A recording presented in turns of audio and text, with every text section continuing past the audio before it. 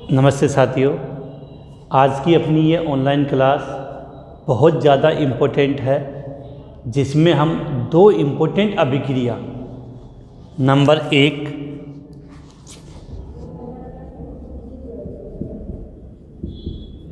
रोजेनमुंड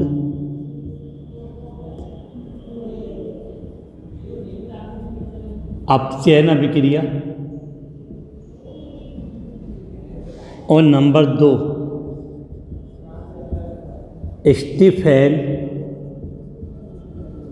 अपचयन अभिक्रिया के बारे में बात करेंगे। तो आज की इस ऑनलाइन क्लास में हम दो इम्पोर्टेंट अभिक्रिया पढ़ेंगे, रोजेनमुंड अपचयन अभिक्रिया और दूसरी है स्टीफेन अपचयन अभिक्रिया। दोनों की दोनों अभिक्रिया अपनी बोर्ड एग्जाम में बहुत बार पूछी गई है और पूछी जाने की संभावना भी है। तो और दोनों की दोनों अभिक्रियाओं से केवल हम एल्डिहाइड का ही निर्माण कर पाते हैं। किसके द्वारा? एल्डिहाइड। अर्थात इन दोनों अभिक्रियाओं से किसका निर्माण होगा? एल्डिहाइड। तो हम शुरू करते हैं अभिक्रिया। बिल्कुल। तो सबसे पहले हम स्टार्ट करते हैं रोजेनमुंड अपचयन अभिक्रिया। इन दोनों अभिक्रियाओं के लिए मैंने पहले विशेष बात बता दी है कि दोनों अभिक्रियाओं में अपचयन होगा और अपचयन होने से आपको एल्डिहाइड प्राप्त होगा। तो फर्स्ट नेम रिएक्शन अपनी कौन सी है?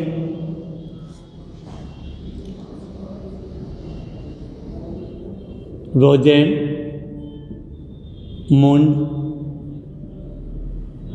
अपचयन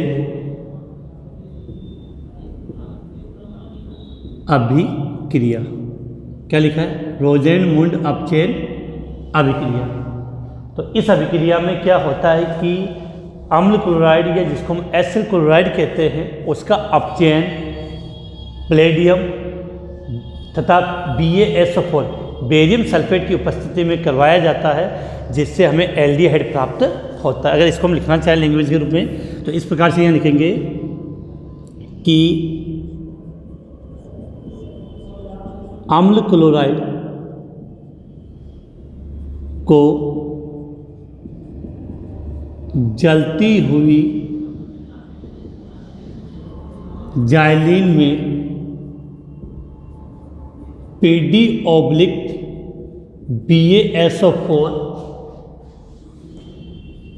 द्वारा अपचयन करने पर अम्ल क्लोराइड को जलती हुई जाइलिन में PD मतलब पैलेडियम BaSO4 बेरियम सल्फेट के द्वारा अपचयन करने पर एल्डिहाइड प्राप्त होता है। इस अभिक्रिया को रोजेनमुंड अपचयन अभिक्रिया कहते हैं। इस अभिक्रिया को रोजेनमुंड अपचयन अभिक्रिया कहते हैं। तो हमने क्या लिखा है? रोजेनमुंड अपचयन अभिक्रिया इम्पोर्टेंट है। तो अम्ल क्लोराइड को क्या करते? जलती हुई जाइलिन में PD/BaSO4 द्वारा अपचयन करने पर एल्डिहाइड प्राप्त होता है। इस अभिक्रिया को क्या नाम देते हैं? रोजेनमुंड अपचयन अभिक्रिया। तो सबसे पहले तो आपको ये पता होना चाहिए कि अम्ल क्लोराइड का फॉर्मूला क्या होता है। तो हम यहाँ लिखते हैं RC+OCl।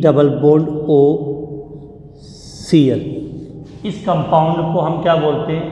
अम्ल क्लोराइड, एसिल क्लोराइड या एल्केनोइल क्लोराइड।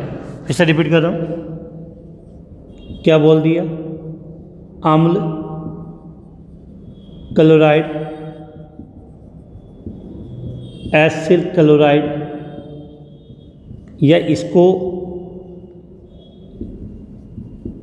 एल्केनोइल क्लोराइड। तो ये नाम थोड़ा ध्यान रखें, एल्केन ऑयल क्लोराइड भी इसी कंपाउंड को कहा जाता है। इसका क्या करना हमें, अपचयन, अपचयन किसकी उपस्थिति में होता है, palladium oblique BaSO4 barium sulphur. मैंने आपको एक चीज़ समझाई थी कि जब भी अपचयन होता है तो उस अभिक्रिया में या तो हाइड्रोजन जुड़ेगा या ऑक्सीजन बाहर निकलेगा। तो इस अभिक्रिया में 2 हाइड्रोजन का ऐड होता है, 2 हाइड्रोजन जुड़ते हैं तो क्या लिख दिया 2H, और ये हाइड्रोजन हमें किससे प्राप्त होंगे, पैलेडियम धातु से, और साथ में क्या होता है BaSO4। तो क्या लिख दिया, अम्ल chloride RC double bond OCl और 2H। अब 2H में से एक H इस Cl के साथ जुड़ के HCl के रूप में बाहर चला जाएगा, और दूसरा H है, H दूसरे H को इस Cl के स्थान पे जोड़ दो तो आपका बन जाएगा RC डबल बॉन्ड OH। तो RCHO इसको आप क्या बोलते हो, एल्डिहाइड। क्या नाम दी, एल्डिहाइड। फिर से रिपीट कर रहा हूँ, तो हमने अम्ल क्लोराइड का अपचयन पैलेडियम ऑब्लिक BaSO4 के साथ करने पर हमें एल्डिहाइड प्राप्त होता है। इसी अभिक्रिया को हम क्या कहते हैं, रोजेनमुंड अपचयन अभिक्रिया। अब यहाँ पर हम एक इसका एग्जाम्पल समझ लेते हैं। जैसे मैंने एक सिंपल सा कंपाउंड ले लिया CH3 C double bond OCl, CH3 C double bond OCl। इसका पर्टिकुलर नाम लिखना चाहे तो नाम होता है इसका एसिटिल क्लोराइड। क्या नाम लिख दिया इसका, एसिटिल क्लोराइड। सेम कंडीशन है, 2H PD ऑब्लिक BaSO4। तो क्या बनेगा, एक H और एक Cl बाहर चला जाएगा और दूसरा H यहाँ पर ऐड हो जाएगा। तो कंडीशन क्या हो जाएगी, CH3। अब इस H को आपने Cl के स्थान पे जोड़ दिया तो CH3 C और यहाँ पर H आएगा और यहाँ पे O, तो एक साथ दिया आपने CHO, और यहाँ 2H थे तो 2 में से एक H को तो मैंने यहाँ जोड़ दिया, दूसरा H इस Cl के साथ बाहर चला जाएगा तो क्या बन जाएगा HCl, और ये क्या बन गया आपका एसिटैल्डिहाइड। क्या बन गया, एसिटैल्डिहाइड। तो फिर से रिपीट कर रहा हूँ कि हमने स्टार्ट किया है आज की इम्पोर्टेंट रिएक्शन, रोजेनमुंड अपचयन अभिक्रिया। बहुत ज़्यादा इम्पोर्टेंट है, बोर्ड एग्जाम में बहुत बार पूछी जाती है। तो रिएक्शन में क्या था कि अम्ल क्लोराइड को, या जो अम्ल क्लोराइड है उसका हम अपचयन करेंगे, अपचयन करने से एल्डिहाइड प्राप्त होता है, और जो अपचयन किया जाता है वो PD ऑब्लिक BaSO4 की उपस्थिति में किया जाता है। तो इससे हमने ये रिएक्शन के द्वारा इस अभिक्रिया को समझ ली। अब इस अभिक्रिया पर 2 छोटे क्वेश्चन और बनते हैं, तो उससे पहले क्वेश्चन की हम बात करें उससे पहले आप इसका स्क्रीनशॉट ले लें। अब हम बात करें कि 2 क्वेश्चनों में से एक क्वेश्चन तो आपका ये पूछ लिया जाता है कि इस अभिक्रिया से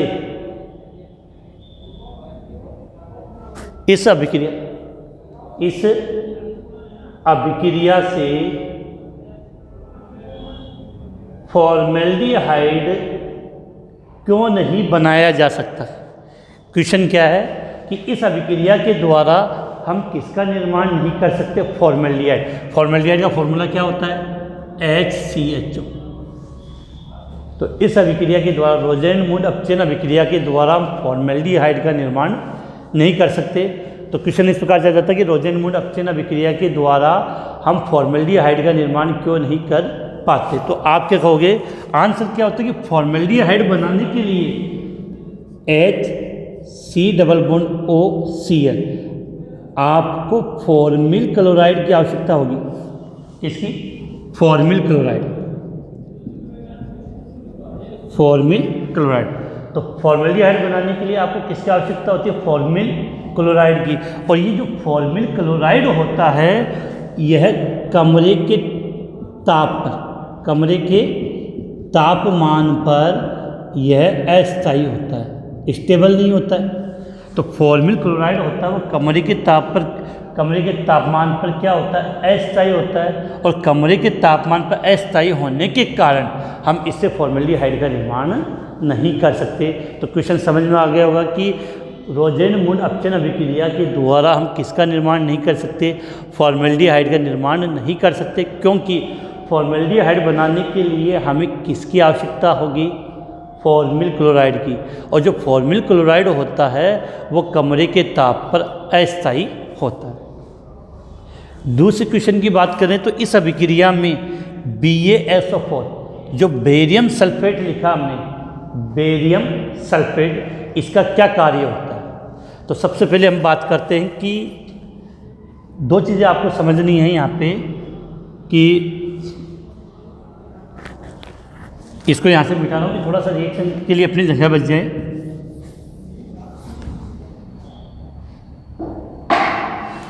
आपने क्या किया कि इस अभिक्रिया से हमें एल्डिहाइड प्राप्त हुआ। अगर एल्डिहाइड का आगे अपचयन और हो जाए, जैसे हमने क्या किया, एसिटिल क्लोराइड का अपचयन किया तो एसिटाल्डिहाइड प्राप्त हो गया। अगर हमें जो एल्डिहाइड प्राप्त हो रहा है उस एल्डिहाइड का अगर आगे अपचयन हो जाए तो हमें एल्कोहल प्राप्त होता है। क्या प्राप्त होता है, एल्कोहल। तो क्या होता है कि बेरियम सल्फेट इस अभिक्रिया में पैलेडियम Pd धातु के लिए बेरियम सल्फेट इस अभिक्रिया में पैलेडियम Pd के लिए उत्प्रेरक विष, ये इंपॉर्टेंट बात है, उत्प्रेरक विष BaSO4 इस अभिक्रिया में पैलेडियम धातु के लिए उत्प्रेरक विष के रूप में कार्य करता है, जिससे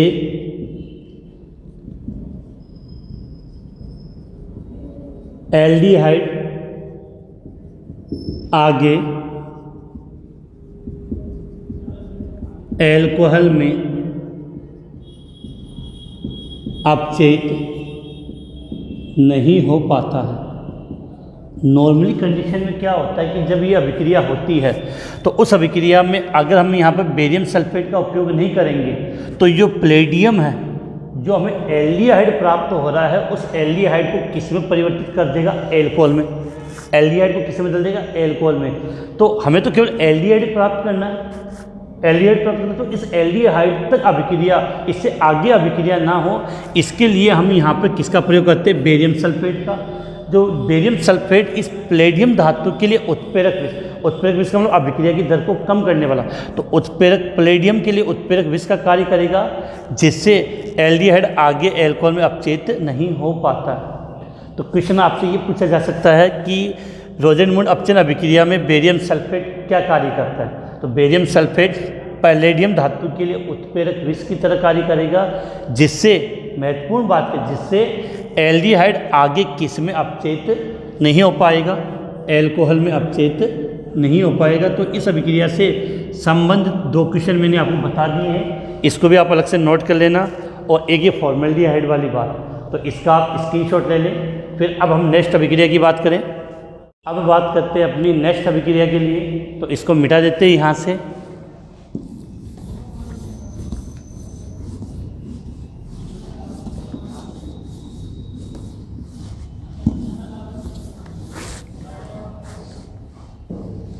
तो नेक्स्ट अभिक्रिया का क्या नाम बताया था मैंने,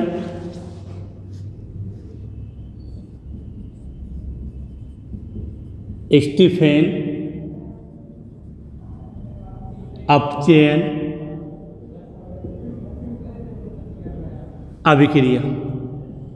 स्टीफेन अपचयन अभिक्रिया। अब स्टीफेन अपचयन अभिक्रिया की जब हम बात करें तो इस अभिक्रिया में एल्केन नाइट्राइल का अपचयन होता है। एल्केन नाइट्राइल, जल्दी से कमेंट से बताओगे एल्केन नाइट्राइल का मतलब क्या होता है।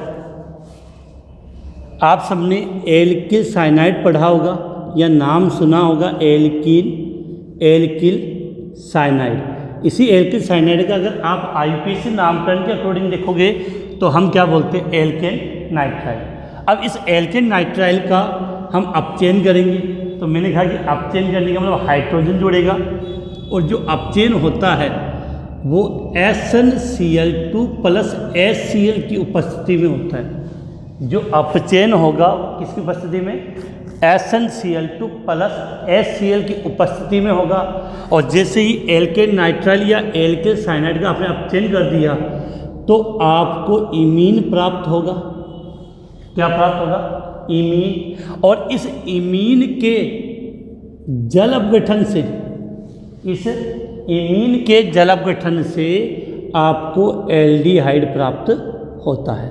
तो ये छोटी सी हमने माइंड में फिक्स कर होनी चाहिए बात कि एल्केन नाइट्राइल का हम अपचयन करेंगे, अपचयन से इमीन प्राप्त होगा, और इमीन का जब जल अपघटन करेंगे तो एल्डिहाइड प्राप्त होता है। तो पहले इसको लैंग्वेज के रूप में लिख लेते हैं, फिर हम इसकी समीकरण के बारे में बात करेंगे। तो देखेंगे कि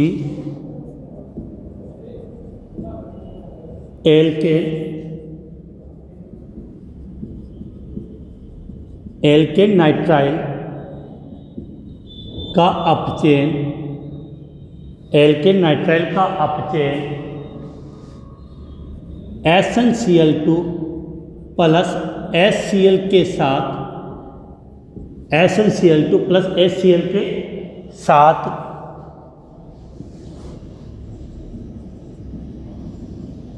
ईथर की उपस्थिति में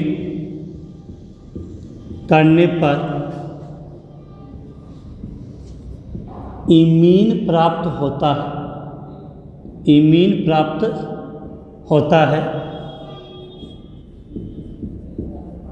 जिसके जल अपघटन से, जिसके जल अपघटन से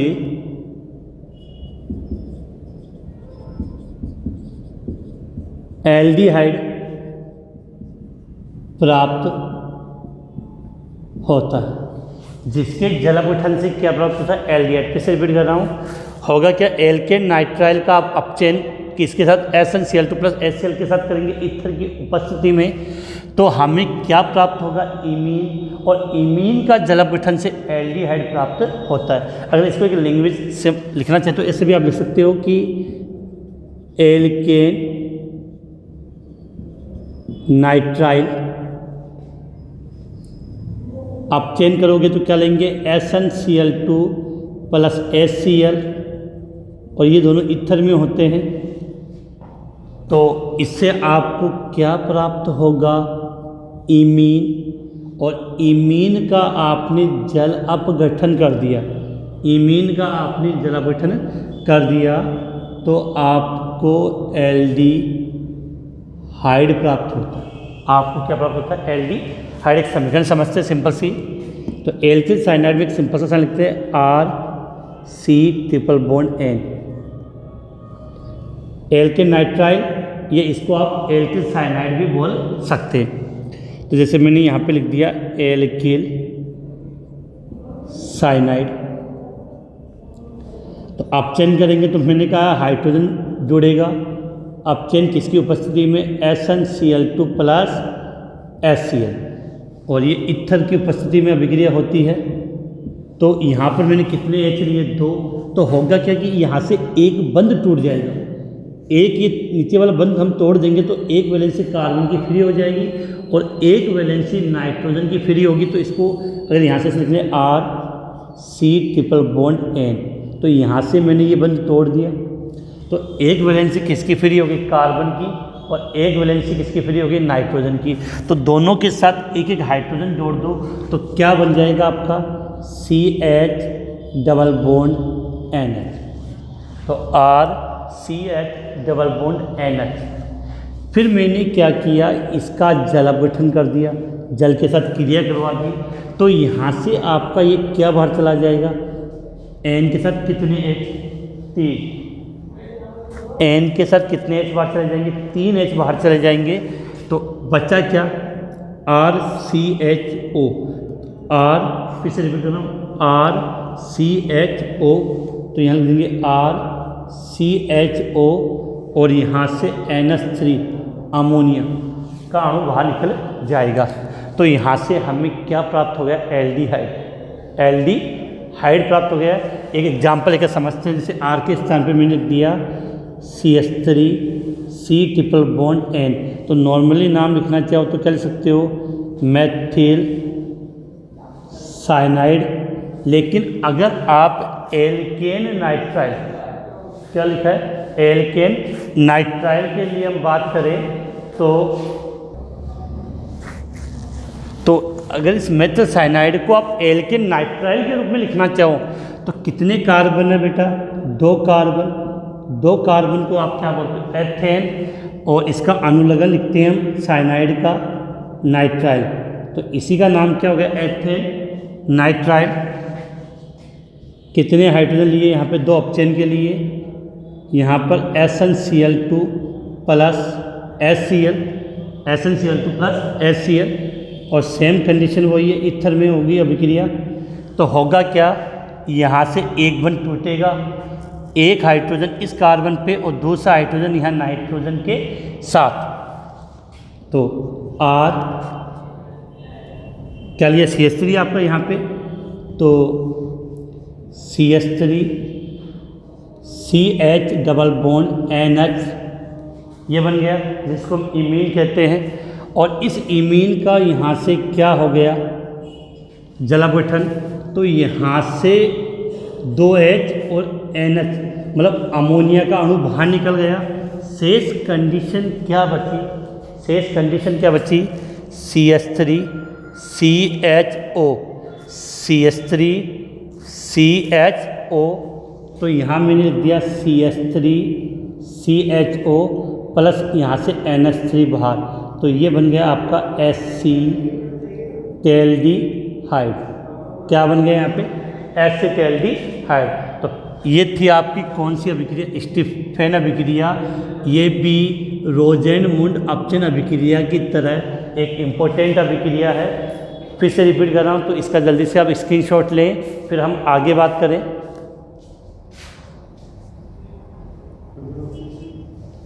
अब देखो स्क्रीनशॉट के बाद हम आगे बात करते हैं कि हमने जो अभिक्रिया पढ़ी थी, एक अभिक्रिया पढ़ी है रोजेनमुंड, दूसरी पढ़ी स्टीफेन अभिक्रिया। ये दोनों वो अभिक्रिया है जिससे केवल हम एल्डिहाइड प्राप्त करते हैं। क्या प्राप्त करते हैं, एल्डिहाइड प्राप्त करते हैं, और दोनों नेम रिएक्शन है, तो बहुत बार पूछी जाती है। तो एल्डिहाइड रोजेनमुंड अपचयन अभिक्रिया के लिए तो याद क्या रखना था कि अम्ल क्लोराइड का अपचयन किसकी उपस्थिति में, PD/BaSO4 से करवाएंगे तो एल्डिहाइड प्राप्त होगा। और इसमें क्या होता है कि ये बीच में CH डबल बॉन्ड NH बनता है, इसको बोलते हैं एल्डिमीन, इमीन एल्डिमीन बनता है। तो एल्किल साइनाइड या एल्किल नाइट्राइल है, एल्किल नाइट्राइल का जो अपचयन है हम SnCl2 प्लस HCl के साथ कराएंगे तो इमीन बनेगा, और इमीन से इसका क्या करेंगे, जलावतन, तो हमें एल्डिहाइड प्राप्त होता है। तो इस प्रकार से हमने ये नेम रिएक्शन है वो दोनों पढ़ लिए। इसी के साथ अपना जो ऑनलाइन क्लास में कंटिन्यू क्लास चल रही थी एल्डिहाइड और कीटोन बनाने की विधियाँ, तो हमने लगभग जितनी अपनी सिलेबस में दे रखी थी एल्डिहाइड तथा कीटोन बनाने की विधियों वो सब पढ़ ली। तो इसी के साथ मैं आज की अपनी ये ऑनलाइन क्लास है यही समाप्त कर रहा हूँ।